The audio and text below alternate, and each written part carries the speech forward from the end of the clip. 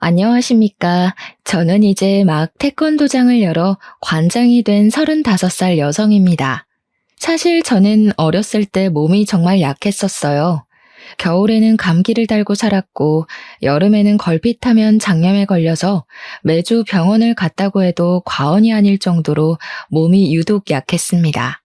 이런 저를 걱정하시던 부모님은 제가 체력과 면역력을 길러야 한다며 태권도를 보내셨어요.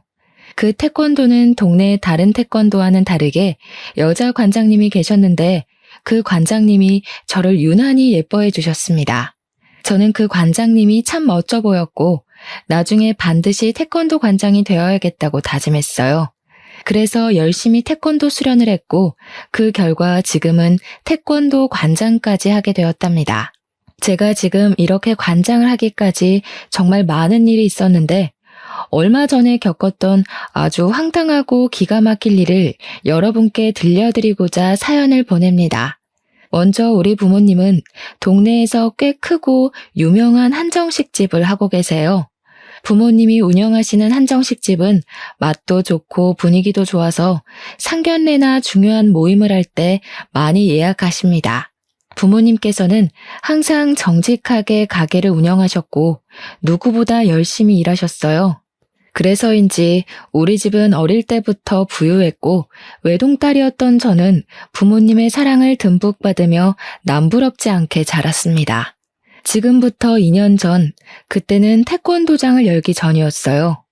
원래는 근처 다른 지역에서 대학 선배를 도와 태권도 사범으로 일했는데 대학 선배가 집안 사정상 지방으로 내려가게 되면서 태권도장 문을 닫게 되었습니다. 저는 바로 다른 태권도의 사범 자리를 알아봤지만 생각보다 일이 빨리 구해지지 않았어요. 그래서 당분간은 일을 구하며 부모님 식당에서 부모님을 도와드리고 있었습니다. 하루는 식당에 있는데 부모님이 웬 가족 손님과 엄청 반갑게 인사를 했어요. 가까이 가보니 내 가족이었는데 아버지, 어머니로 보이는 분들과 30대 정도로 돼 보이는 아들, 그리고 5살 정도 돼 보이는 귀엽게 생긴 남자아이 이렇게 넷이 있었습니다. 오래 근무하신 직원분의 말로는 이분들은 단골 손님으로 우리 집 근처에서 잘 나가는 태권도장을 가족끼리 운영하고 있다고 했어요. 엄마는 손님들과 인사하시다가 저를 발견하시고는 와보라고 손짓을 하시더니 우리 딸도 태권도 사범이라고 하며 태권도장 가족에게 인사를 시켜주셨습니다. 저는 인사를 하며 30대 정도로 돼 보이는 아들의 이름을 알게 되었는데 그의 이름은 박지훈이었고 나이는 33살인 저보다 7살이나 많았어요. 솔직히 저는 30대 초반 정도로 보았는데 나이가 40이라는 소리를 듣고 정말 동안이라고 생각했습니다. 지훈 씨의 어머니는 저에게 너무 인상이 좋다며 혹시 결혼했냐고 물으셨어요. 엄마는 태권도장에 남자가 많았을 텐데도 어떻게 된 애가 남자를 한 번도 집에 데리고 오지 않았냐며 제발 좀 이제 결혼 좀 했으면 좋겠다고 웃으며 이야기하셨습니다. 지훈 씨의 어머니는 엄마의 말을 듣고 환하게 웃으며 자식 일이 원래 내 맘대로 되지 않는다고 빨리 좋은 소식 들리길 기대한다고 하셨어요. 그날 지훈 씨네 가족은 꽤 비싼 정식을 시켰고 음식을 아주 만족스럽게 먹으며 다음에 또 오겠다고 하고 가셨습니다. 며칠 후 저는 평소처럼 부모님 식당에서 일하고 있었는데 엄마가 잠깐 와보라고 했어요. 저번에 봤던 단골 손님들이 태권도장을 운영한다고 했던 것을 기억하냐고 물으시더니 손님 중 아버지, 즉 태권도 관장님한테 전화가 왔는데 일하던 사범이 관둬서 새로운 사범을 빨리 구해야 한다는 거예요. 그러면서 저보고 일할 생각 없냐고 물었다고 합니다. 저 역시 일을 구하고 있어서 엄마의 말이 솔깃했고 당연히 일하고 싶다고 했어요. 그리고 다음 날 저는 태권도장에 방문하여 면접을 보았고 그 뒤로 박지훈 사범님과 일하게 되었습니다. 첫 출근 날 사범으로 일하긴 했지만 친한 선배의 도장에서만 오랫동안 일했기에 다른 도장은 처음으로 간 것이었어요. 그래서인지 긴장이 너무 되었는데 박지훈 사범님은 저에게 친절하게 대해주었습니다. 사범님의 아버지인 관장님도 너무 긴장하지 말라고 하며 어려운 일 있으면 언제든지 말하라고 했고, 태권도에서 실장님으로 계시며 태권도 차량 운전을 해주시고 원비 관리를 하는 어머니 역시 우리 어렵게 생각하지 말라고 하셨어요. 흔히들 가족들이 운영하는 회사나 도장은 절대 가지 말라고 하던데 여기는 그래도 다들 친절하시고 잘 대해주셨습니다. 정신없이 시간이 지나고 어느덧 오후 5시가 되었어요.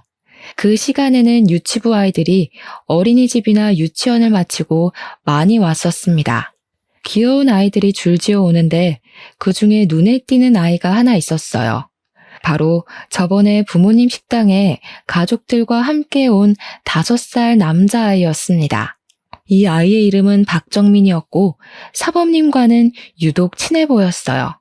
둘이 인사하고 같이 있는 모습을 보니 너무 닮았었고 그냥 보면 부자 관계인 것처럼 보일 정도였습니다.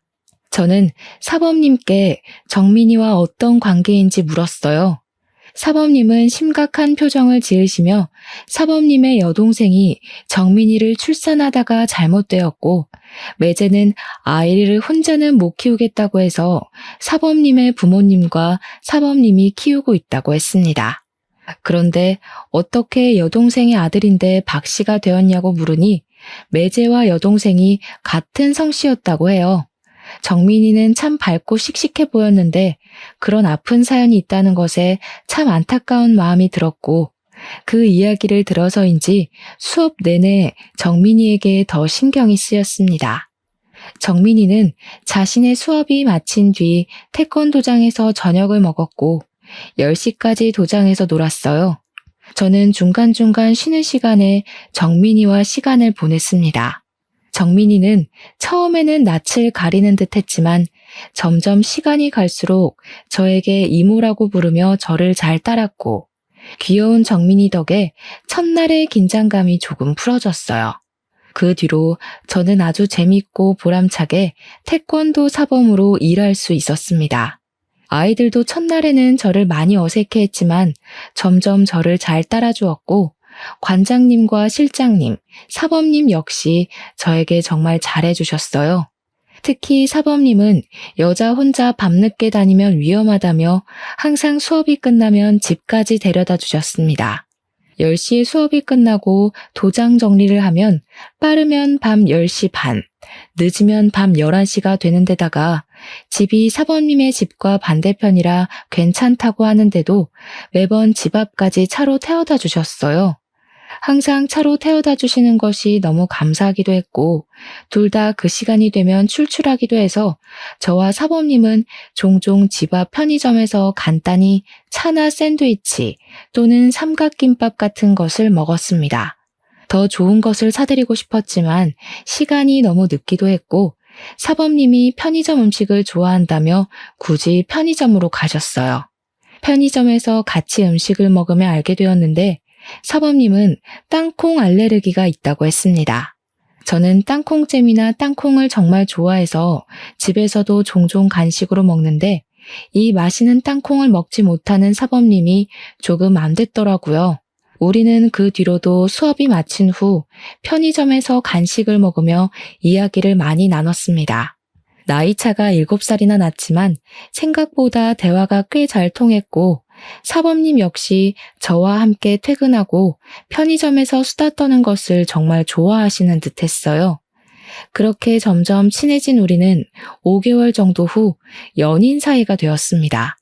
솔직히 7살이라는 나이 차이와 사범님이 40대라는 것이 부담스러웠지만 대화하다 보면 나이가 많아서 불편한 점이 하나도 없었어요. 오히려 수업할 때나 학부모들을 만날 때 항상 차분하고 쉽게 흥분하지 않는 모습을 보며 정말 배울 점이 많다는 생각이 들었고 이런 사람과 결혼한다면 평생 행복할 수 있겠다는 생각까지 했습니다. 사범님 역시 저와 생각이 크게 다르지는 않았는지 저에게 결혼하자는 이야기를 했어요. 제 나이 역시 적은 나이는 아니었기에 우리는 결혼을 생각하고 관장님, 실장님, 그리고 우리 부모님께도 말씀드리기로 했습니다. 먼저 관장님과 실장님께 말씀드렸더니 사실 눈치채고 있었다면서 평소에도 종종 둘이 결혼했으면 좋겠다는 생각을 하셨다고 해요. 그러면서 앞으로 잘 만나보라고 적극적으로 응원해 주셨습니다. 또한 두 분은 도장이 아닌 밖에서는 관장님을 아버지로, 실장님을 어머니로 불러달라고 하셨고, 두 분 역시 이제 도장 밖에서는 저를 며느리라고 부르기로 하셨어요. 며칠 뒤 우리 부모님께도 인사를 드리러 갔습니다. 사실 우리 부모님은 제가 하는 일에 크게 반대를 하신 적이 없으셨고, 항상 제 생각과 의견을 적극적으로 지지해 주셨기에 이번에도 당연히 그러실 줄 알았어요. 그런데 첫 인사 후 엄마가 저에게 진짜로 결혼할 생각이 있냐고 물으셨습니다. 그래서 저는 당연히 결혼할 생각으로 만나고 있다고 했어요. 엄마는 솔직히 그다지 좋지는 않네. 아무래도 7살이나 위라는 것도 마음에 걸리고 뭔가 인상이나 느낌이 그다지 좋지가 않아. 뒤로 꿍꿍이가 있는 것 같은 느낌이야. 주은아, 엄마가 아무래도 불안해서 그런데 일단은 결혼은 하지 말고 조금 더 생각해보는 건 어떻겠니? 아니야. 내가 지난 5개월 동안 보니까 사범님 아이들에게도 잘하고 학부모님들 사이에서도 인기도 꽤 많아. 수업할 때 보면 사람도 차분하고 겪어볼수록 괜찮은 사람이야. 엄마가 식당 운영하면서 별의별 사람들을 다 봐서 사람 하나는 기막히게 보는 것 알지? 한번 엄마 믿고 조금만 떨어져서 다시 봐봐. 뭔가 느낌이 싸한 게 좋지 않아. 엄마는 자꾸 예비 남편의 느낌이 좋지 않다며 결혼은 조금 더 신중히 결정하라고 하셨습니다. 저는 사실 그런 엄마가 이해가 잘 되지 않았고 괜한 걱정을 하고 있다고 생각했어요. 엄마는 저와 예비 남편의 사이를 반대했지만 저와 예비 남편은 그러면 그럴수록 더 사이가 돈독해졌습니다. 예비 시부모님 역시 태권도장에서 매일 보며 저를 정말 한 식구처럼 대해주셨어요. 그러던 어느 날이었습니다. 예비 시어머니와 예비 남편이 도장에서 필요한 물품들을 사러 잠시 나갔고 도장에는 저와 예비 시아버지 둘이 있었어요. 예비 시아버지와 이런저런 이야기를 나누다가 정민이 이야기가 나왔습니다. 우리 둘째 아들이 사고만 안 났어도 정민이가 더 씩씩하게 자랐을 텐데 내가 못해준 게 많아서 그저 안타까울 따름이야. 예비 시아버지는 둘째 아들이 사고를 당했었다는 식으로 말씀하셨습니다. 분명히 예비 남편이 정민이가 여동생의 아들이라고 했고 출산하다가 잘못되었다고 했는데 예비 시아버지는 아들이라고 하니까 이상했어요. 둘째 아들이라고요? 저번에 지윤 씨는 여동생이 있었다고 말했는데. 아, 맞다. 그랬지 참. 그때 사고를 당한 것이 너무 충격이라 내가 이렇게 깜빡해. 그런데 사고를 당했다고요? 혹시 무슨 사고요? 자동차 사고란다. 아유, 이 이야기는 더는 하기 힘들구나. 얼른 수업 준비하자. 예비 시아버지와 예비 남편은 예비 남편의 동생에 대한 말이 달랐고 황급히 말을 돌리려고 하는 예비 시아버지의 모습도 뭔가 수상했습니다. 저는 예비 남편에게 퇴근하며 확실히 물어봐야겠다고 생각했어요. 예비 시아버지와 대화를 마친 후 도장을 청소하려는데 예쁘게 생긴 여자아이와 엄마가 태권도에 등록하러 왔습니다. 그 여자의 이름은 김민희였어요. 민희 엄마가 관장님인 예비 시아버지와 대화를 마친 후 태권도를 등록했습니다. 저는 민희와 반갑게 인사하며 수업 시간에 만나자고 이야기하고 돌아섰는데 그때 예비 남편과 예비 시어머니가 같이 도장으로 왔어요. 그런데 예비 남편이 민희 엄마에게 아주 반갑게 인사를 하는 것이 아니겠어요? 예비 시어머니도 처음에는 못 알아보는 듯 했다가 예비 남편이 알려주자 그 어린아이가 벌써 결혼하고 아이까지 있냐며 반가워하셨습니다.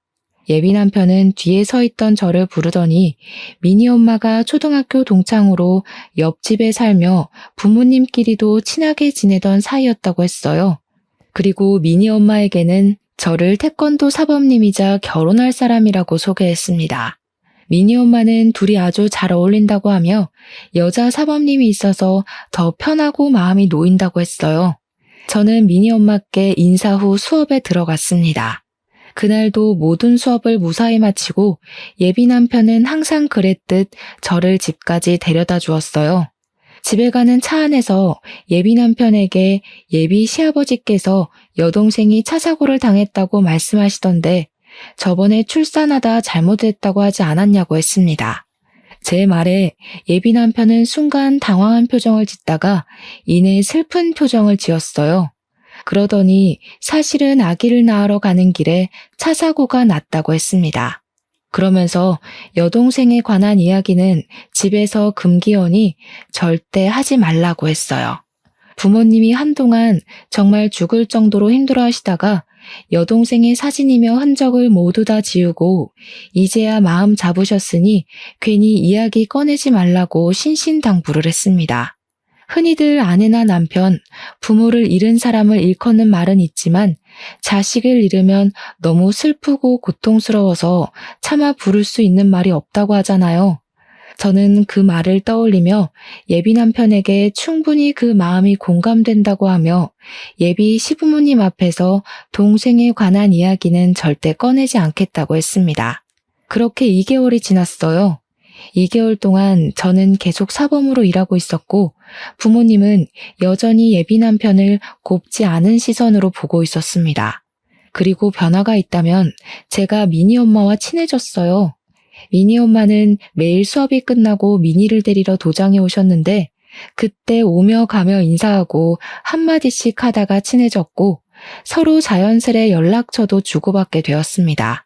하루는 미니 엄마와 이야기를 나누다가 제 결혼 이야기가 나왔어요. 결혼 준비는 잘 돼가요? 우리 실장님 옛날에 나만 보면 딸이 없어서 딸 삼고 싶다고 하시더니 정말 딸 같은 사범님이 며느리가 되어서 좋으시겠네. 미니 엄마가 처음 이 말을 했을 때는 아이들도 있고 해서 그냥 인사치레이겠거니 했는데 미니 엄마가 가시고 곰곰이 생각해보니 뭔가 이상했습니다. 예비 남편과 예비 시아버지는 정민이가 예비 남편의 여동생의 아들이라고 했잖아요. 이 말은 예비 시어머니에게 딸이 있었다는 말인데 어린 시절을 예비 남편과 함께 보낸 미니 엄마는 딸이 없었다고 말을 했습니다.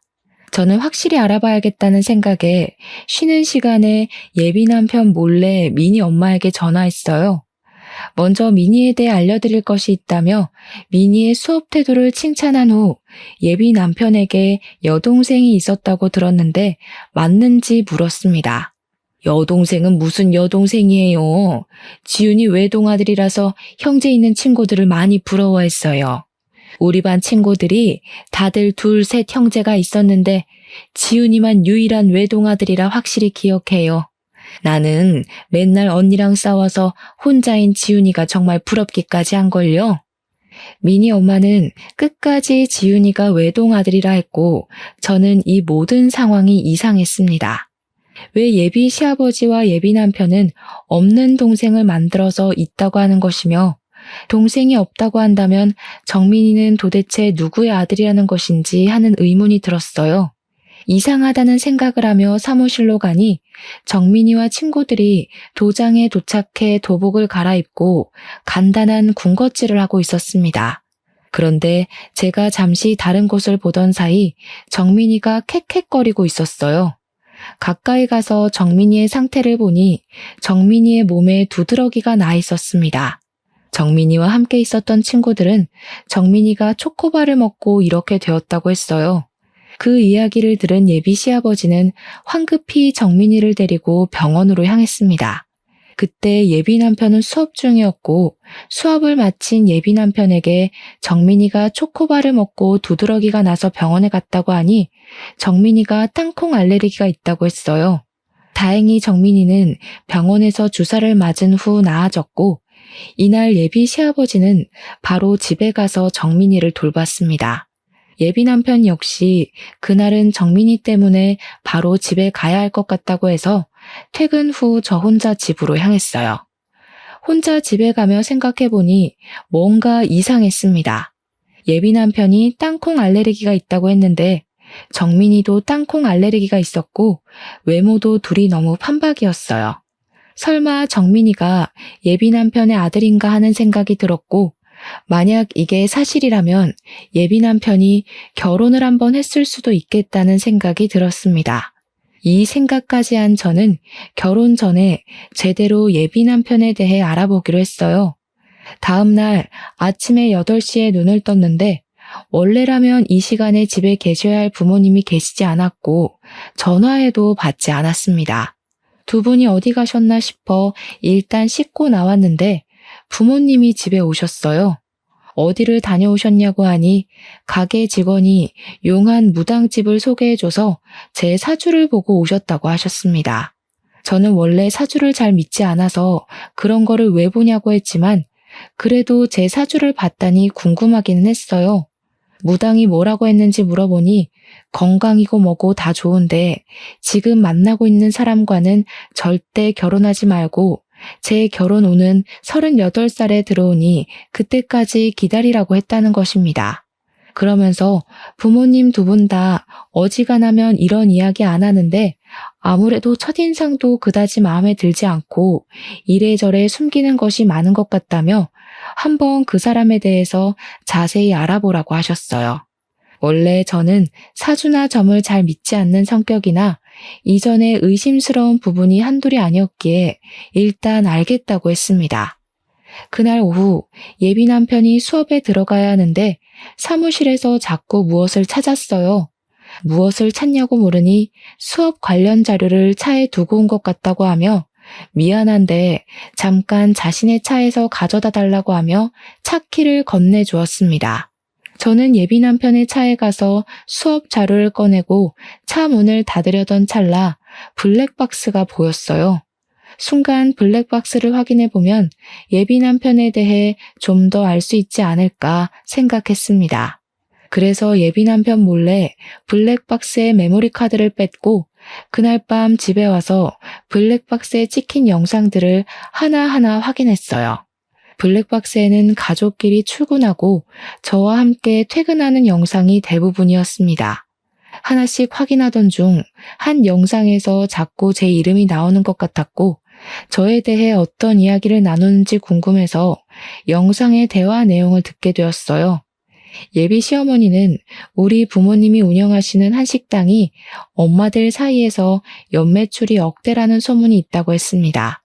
그러면서 연매출 억대 집안의 외동딸이 결혼하는데 집 한 채 정도는 쉽게 장만해주지 않겠냐며 예비 남편에게 이번에는 기가 막히게 잘 골라왔다고 했어요. 이어서 예비 남편은 사실 이전에 만난 여자애들에 비하면 외모나 외적인 것들이 다 부족하지만 그래도 돈 많은 처가가 최고이지 않겠냐고 하며 조만간에 나를 잡겠다고 했습니다. 그래, 얼른 날 잡아야지. 그 계집애 보니까 우리 지윤이에게 푹 빠져서 헤어나오지를 못하더구먼. 결혼 도장 찍기 전까지는 너도 주은이한테 잘해줘. 옛날처럼 쓸데없는 여자들 만나러 다니지 말고 말이야. 드디어 돈도 많고 정민이도 키워줄 호구 며느리 하나 들어오겠네. 주은이 얘가 생긴 거와는 다르게 맹하더라고.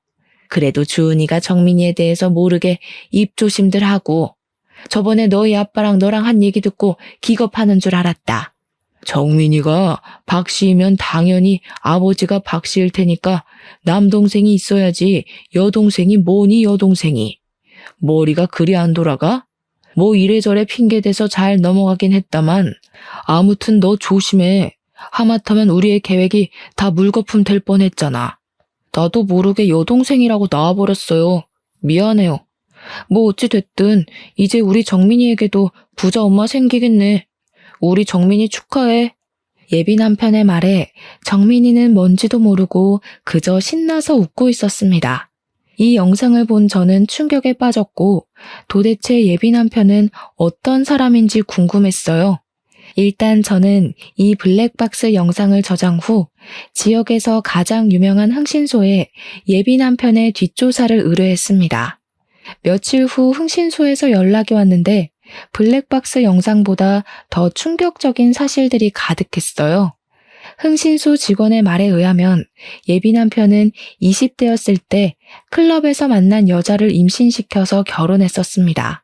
그런데 예비 남편이 자신의 아이를 임신한 아내를 내팽개치고 계속 클럽에 다니며 다른 여자를 만나러 다녔어요. 이로 인해 큰 스트레스를 많이 받은 아내는 유산했고 바로 이혼했다고 합니다. 그 뒤로도 정신을 못 차리고 계속 클럽에 다니며 이 여자 저 여자 만나고 다니며 제대로 된 직장도 못 구하고 어느덧 30살이 되었어요. 나이를 적지 않게 먹은 예비 남편은 이제 뭐라도 해야겠다는 생각에 태권도 관장인 예비 시아버지 밑에서 태권도 교범으로 일하기 시작했습니다. 교범은 수련자 출신의 지도자로 정식 사범은 아니에요. 사실 정식 사범이 되려면 태권도 4단 이상의 사범 자격증에 생활 스포츠 지도사 자격증까지 있어야 하지만 예비 남편은 태권도 4단까지는 땄으나 자격증은 하나도 없는 정식 사범이 아닌 교범이었습니다. 이렇게 30살에 예비 시아버지 덕에 태권도 교범이 된 예비 남편은 한동안은 정신 차리고 열심히 일하는 듯 했지만 1년 정도 후부터 다시 클럽에 다니며 이 여자 저 여자를 만나러 다니기 시작했어요. 그러면서 클럽에서 친해지게 된 20대의 여자가 있었고 예비 남편이 34살 때 그 여자는 예비 남편의 아이를 가졌습니다. 덜컥 임신이 되어버린 여자는 일단 아이를 낳아야겠다는 생각에 혼인신고나 결혼식 없이 동거를 시작하게 되었어요. 그런데 이 여자가 임신 중에도 예비 남편은 계속 클럽에 다니며 수많은 여자를 만나고 다녔다고 합니다. 그 와중에 아기는 출산했고 이 아기가 바로 정민이었고 정민이의 친모는 아이를 낳자마자 도망가 버렸어요. 그 와중에 아기는 출산했고 이 아기가 바로 정민이었고 정민이의 친모는 아이를 낳자마자 도망가 버렸어요. 그 뒤로 정민이를 친아버지인 예비 남편의 밑으로 올리려고 했으나 그렇게 하면 혹시라도 나중에 문제가 생길까봐 일부러 예비 시부모님 호적에 올려서 키우고 있었습니다. 이어서 흥신소 직원은 예비 남편이 지금도 태권도에 다니는 아이의 엄마와 몰래 만난다고 하며 저에게 사진을 여러 장 보내주었어요. 그 사진에는 예비 남편과 미니 엄마가 팔짱을 끼고 거리를 걷는 장면, 분위기 좋은 식당에서 마주보고 앉아 다정한 눈빛을 주고받으며 서로 밥을 먹여주는 장면, 외진 공원에서 스킨십을 하는 장면까지 찍혀 있었습니다. 사진들을 보니 너무 충격적이라 손이 덜덜 떨리고 숨도 잘 쉬어지지 않았어요. 사실 제가 어쩌다 보니 나이가 30이 넘긴 했지만 그동안 한 번도 제대로 누군가를 만나서 사귀어 본 적이 없었습니다. 저는 학원이다 보니 일이 오후에 시작해서 밤에 끝나지만 대부분 직장인은 오전 오후에 일하니 데이트다운 데이트를 할 수가 없었고 같이 사범으로 일하는 분들은 이성적인 호감이 생기지 않았어요. 그래서 솔직히 이렇게 제대로 누군가를 만나 사랑에 빠진 것은 예비 남편이 처음이었습니다. 그런데 이런 사람에게 뒤통수를 맞았으니 충격이 너무 컸어요. 정말 이런 말을 하면 오버라고 생각할지도 모르겠지만 정말 온 세상이 무너지는 기분이었습니다. 저는 그만큼 예비 남편을 믿었고 진심으로 온 마음을 다해 사랑했어요. 하지만 이 모든 것을 안 이상 더는 예비 남편과 결혼을 진행할 수가 없었고 얼른 태권도장을 정리하고 나와 이 사람들과 연을 끊어내야겠다고 생각했습니다. 흥신소 직원분과 충격적인 통화를 끊고 나서 가만히 생각해보니 예비 남편과 불륜을 저지르고 있는 미니 엄마에게 화가 너무 났어요. 둘이 그렇게 몰래 만나고 있었으면서 미니 엄마는 제게 그동안 친한 척을 해왔습니다. 바보같이 전혀 눈치 못 채고 좋다고 실실 웃어대는 저를 보며 미니 엄마는 얼마나 우습게 생각했을까 하는 생각이 들었어요. 다음 날, 그날은 토요일이었지만 초등학교 저학년생들을 대상으로 레크레이션을 하는 날이라 출근을 해야 했습니다. 저는 태권도에 먼저 가서 아이들을 맞이할 준비를 하는데 미니가 엄마 손을 붙잡고 도장해 왔어요. 우리 태권도장 며느리 일찍 오셨네요. 부지런해서 관장님이랑 실장님이랑 정말 좋아하시겠다. 물론 우리 사범님도 정말 부럽고요. 지훈이가 어릴 때부터 참 착하고 재밌고 인기도 많았죠. 사범님은 좋겠어요? 멋진 지훈이랑 결혼해서. 그럼 오늘도 우리 미니 잘 부탁드려요. 미니 엄마가 이 말을 하고 가는데 이전에는 그냥 좋은 이야기이겠거니 했지만 모든 사실을 다한 지금은 저를 비꼬고 놀리는 소리로밖에 들리지 않았습니다. 너무 화가 난 저는 예비 남편과 관장님이 오기 전에 아이들이 처음 왔을 때 작성하는 서류 뭉치에서 미니의 서류를 찾았어요. 그곳에는 미니의 엄마뿐 아니라 아빠의 연락처가 적혀 있었거든요. 저는 일단 미니 아빠의 핸드폰을 저장했습니다. 그리고 미니 아빠에게 흥신소에서 받은 미니 엄마와 예비 남편이 함께 찍힌 사진을 보내려고 했어요. 사진을 막 보내려는 순간 미니가 너무 해맑은 모습으로 제게 와서 사범님 뭐 하시냐고 물었습니다. 그런 미니의 모습을 보니 제가 지금 이 사진을 보내면 미니가 상처를 너무 많이 받을 것 같았어요. 그래서 일단은 그렇게까지는 하지 않았고 대신 카페에서 미니 엄마, 예비 남편, 그리고 저 이렇게 셋이서 대화를 나누고 끝내야겠다고 생각했습니다. 마음 같아서는 사람들이 없는 으슥한 곳에서 그 둘을 아주 완벽히 요절내버리고 싶었지만 그래도 그것은 사람으로서 그리고 체육인으로서의 도리는 아닌 것 같아 그런 마음은 애써 접어두었어요. 그날 오후 태권도 레크레이션 행사가 마치고 저는 예비 남편에게 진지하게 할 말이 있으니 태권도 근처 카페로 가자고 했습니다. 그리고 미니 엄마에게도 미니에 대해 급히 할 말이 있으니 별일 없으면 태권도 근처 카페로 나오라고 했어요. 예비 남편은 평소와는 다르게 잘 웃지도 않고 무표정인 저에게 무슨 일이 있냐고 물었습니다. 저는 예비 남편에게 지금은 아무 말도 하지 않고 일단 조용히 있으라고 했어요. 잠시 후 카페에 미니 엄마가 왔습니다. 미니 엄마는 처음에는 제 모습만 보고 미니에게 무슨 일 있냐고 했다가 제 앞에 앉은 예비 남편을 보고 놀란 표정을 지었어요. 일단 박지훈 사범, 아니지, 교범 옆에 앉으시고 우리 이제 진실을 이야기해 볼까요? 두 분, 이 사진 좀 보세요. 저는 흥신소에서 받은 사진들을 예비 남편과 미니 엄마에게 보여주었습니다. 둘은 제가 내민 사진을 보고 크게 당황해했어요. 주은아, 그니까 이 사진이 어떻게 된 거냐면 말이야. 말했잖아. 나랑 얘랑 초등학교부터 동창이라고. 그래서 허물없이 거의 가족처럼 지냈었어. 그냥 그뿐이야. 그리고 얘는 이미 남편도 있고 미니도 있는데 내가 어떻게 얘한테 다른 마음을 먹겠어. 게다가 내게는 하나뿐인 주은이도 있는데 겨우 나랑 얘랑 친하게 밥 먹는 것 가지고 그랬던 거야? 에이, 난 또 뭐라고. 오해 풀어 주은아. 예비 남편은 별거 아니라는 표정을 지으며 아주 태연하게 변명을 늘어놓았습니다. 그래서 이번에는 저번에 저장했던 블랙박스 동영상을 보여주었어요. 동영상에서 자신이 가족들과 대화한 내용을 듣던 예비 남편은 연겁 후 물을 마시며 초조해하는 모습을 보였습니다. 너는 여동생이 있었다 하고 아버님은 남동생이 있었다는데 너 옆에 있는 미니 엄마 아니지? 너 상간녀는 네가 동생이 없었다잖아. 게다가 정민이는 너와 붕어빵에 너랑 똑같은 땅콩 알레르기까지 있는 게 너무 수상쩍더라고. 그래서 몰래 너 뒷조사를 했더니 아주 가관이더라.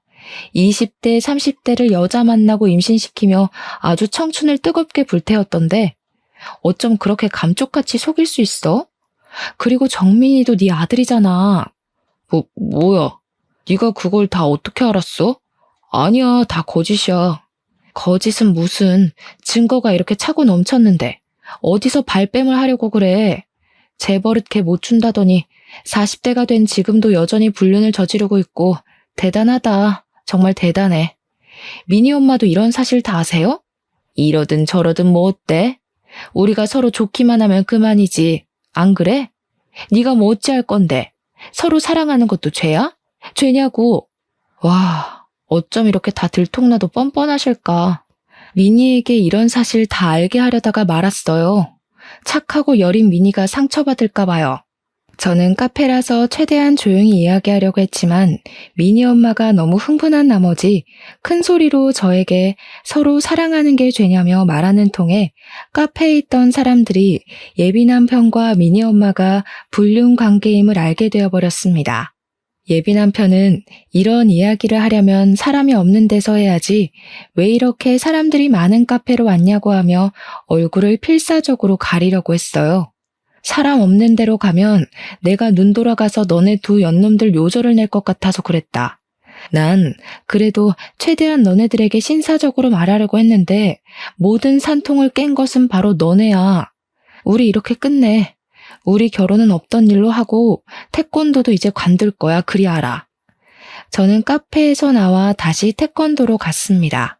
태권도에는 예비 시부모님이 있었고 저는 예비 신부님에게 정민이의 실체부터 예비 남편의 실체까지 모든 사실을 다 알았으니 파혼하고 서로 불편하니 태권도도 더는 나오지 않겠다고 했어요. 그러나 예비 시부모님은 오해라고 하며 저를 필사적으로 붙잡았고 그러던 중에 예비 남편이 태권도장으로 왔습니다. 이렇게 아무 대책 없이 관둬버리면 당장 수업은 어쩌라고. 지금 너 만약에 관두면 우리 너한테 손해배상 청구 소송해버릴 거야? 손해배상 청구? 웃기고 자빠졌네. 그래, 어디 해봐. 우리 집 한식당으로 돈 많이 버는 거 알지? 그럼 나는 최고의 변호인단 꾸려서 너랑 네 상간녀 그리고 단체로 나를 속인 너희 부모까지 상대로 소송 넣을 거야. 어디 그뿐인 줄 아니? 이 동네 모든 맘카페며 지역에 너에 대한 소문 쫙 퍼뜨려서 다시는 이 동네에서 얼굴 못 들고 다니게 할 거야.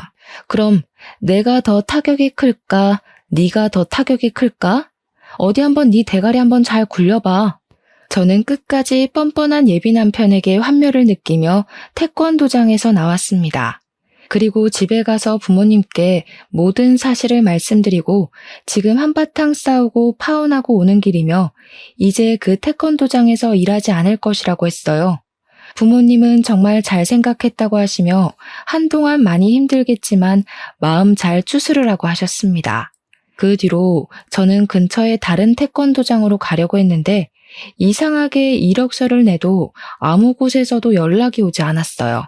당장 돈이 급한 것은 아니었지만 태권도 사범밀이 너무 재밌어서 계속 일하고 싶은데 오라는 연락이 없으니 참 속상했습니다.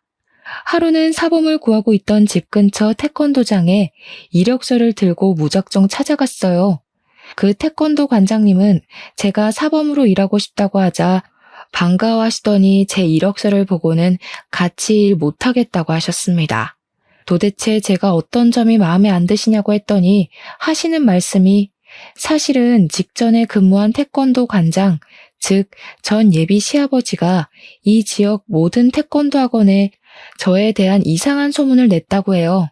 그 소문은 제가 이 남자 저 남자 만나고 다니는 꽃뱀이니까 젊은 남자 사범들이 있는 태권도에서는 절대 저를 채용하지 말라고 했다는 것입니다. 게다가 자기 기분이 좋지 않으면 아무 말 없이 그냥 간둬버린다는 소문까지 퍼뜨렸고 이 소문을 들은 지역의 관장님들이 제 이름과 제가 근무했던 직전 태권도만 보고 다들 채용을 하지 않았던 것이에요. 관장님의 이야기를 들으니 정말 피가 거꾸로 솟는다는 기분이 어떤 의미인지 알 것 같더라고요. 저는 솔직히 한동안 진심으로 사랑했던 사람이었기에 그냥 깔끔하게 파혼으로 끝내려고 했습니다. 그런데 전 예비 남편과 그 가족들은 온갖 추잡한 방법으로 뒤에서 저를 욕먹이고 있었어요. 세상에 그 어떤 말로도 표현이 안 될 정도로 화가 잔뜩 난 저는 가만히 있을 수 없었습니다. 저는 제가 속한 지역 태권도 협회 카페에 들어가 저의 전 예비 남편에 대한 모든 사실을 올렸어요.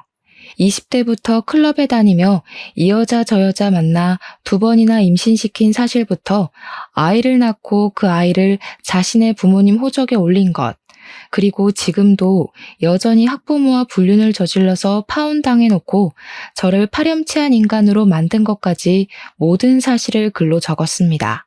또한 제가 이력서를 냈던 태권도장에 찾아가 모든 사실을 태권도 관장님들께 말씀드렸어요. 관장님들은 이런 일이 있을 줄은 꿈에도 몰랐다며 단순히 소문만 듣고 오해해서 미안하다고 하셨습니다. 그런데 나에 대한 안 좋은 소문은 이게 다가 아니었어요. 제가 다른 태권도를 돌아다니며 저에 대한 오해를 풀 때 웬 아이 엄마가 제 얼굴을 보고 놀라하며 아주 못마땅한 얼굴로 위아래를 훑으셨습니다. 저는 처음 보는 사람이 저를 아주 기분 나쁘게 쳐다보니 어이가 없어서 혹시 저를 아시느냐고 물었어요. 대화를 나눠보니 그 엄마는 바로 미니 엄마와 알던 사이였는데 미니 엄마가 저에 대한 이상한 소문을 엄마들 사이에 퍼뜨리고 다녔더라고요. 그래서 이미 그 태권도장 엄마들은 저를 아주 평소 행실이 좋지 않은 질 나쁜 사범으로 알고 있다고 했습니다.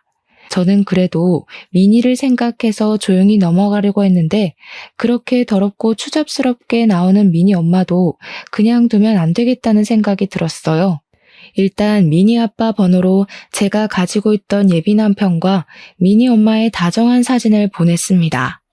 그리고 제 핸드폰에 저장되었던 태권도장 아이들의 엄마에게 현재 미니 엄마가 퍼뜨리고 다니는 소문은 다 거짓이고 사실은 태권도 사범과 미니 엄마가 불륜을 저질렀다고 하며 사진을 보냈어요.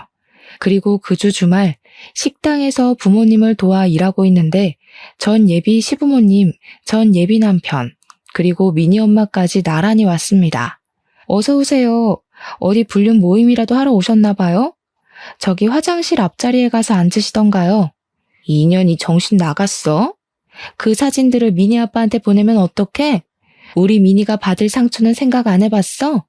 네가 그러고도 애들을 가르치는 사범이야? 우리 미니 상처받아서 요새 나랑 말도 안 해. 애가 웃지도 않고 그저 죽을 상이라고. 이제 어쩔 거야?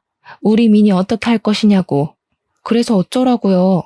그렇게 미니 생각하시는 분이 미니 태권도를 가르치는 사람이랑 바람이 나셨어요. 자식을 생각하면 적어도 그런 짓은 하지 말았어야 할 거 아니야. 네가 태권도 협회에도 글 올리고 이 지역 관장들한테도 이상한 이야기해서 우리 태권도 아이들 다 등록 취소했다. 우리 태권도장 이제 문 닫게 생겼어. 평생을 태권도 하며 살아왔는데 우리 가족 이제 뭐 먹고 살아? 아줌마네가 저지른 일 때문에 이렇게 됐는데 왜 저한테 그러세요? 저 그래도 한동안 가족처럼 생각했던 사람들이었으니 조용히 넘어가려고 했는데 가만히 있으니 다들 저를 아주 개코딱지로 보셨나 봐요. 당신네 아들이랑 당신네가 작정하고 과거 많고 친아들까지 속이며 결혼시키려고 해놓고서는 왜 여기 와서 저한테 시비이고 난리이신데요? 나 참 어이가 없어서. 아, 됐고 여기 매출 올려줄 거 아니면 나가요. 계속 이런 식이면 영업 방해죄로 확 신고해버릴 겁니다. 제 말에도 이 사람들은 나가려는 생각이 전혀 없었고 결국 저는 경찰에 신고해서 이들을 쫓아냈습니다. 그 후 이들은 어떻게 되었는지 아세요? 일단 그들이 운영했던 태권도장은 문을 닫았습니다. 제가 보낸 메시지들을 본 엄마들은 전 예비 남편에게 대놓고 손가락질을 하며 비난했고 당연히 모든 아이가 등록 취소하고 환불 요청까지 했다고 해요. 태권도장은 수강하는 아이들이 있어야 운영이 되는데 아이들이 하나도 없으니 운영이 어려워 문을 닫을 수밖에 없었겠죠. 그리고 더럽고 추악한 지난 과거가 낱낱이 폭로된 그들 가족은 이 지역에서는 고개 들고 못 살게 될 지경까지 이르렀고 결국 아무도 모르게 그 가족 모두 이 지역을 떠났다고 합니다.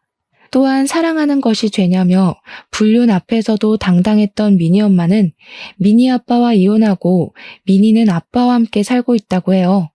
친권을 빼앗기고 유책 배우자가 되어 위자료에 양육비까지 주며 거지같이 살고 있다고 합니다.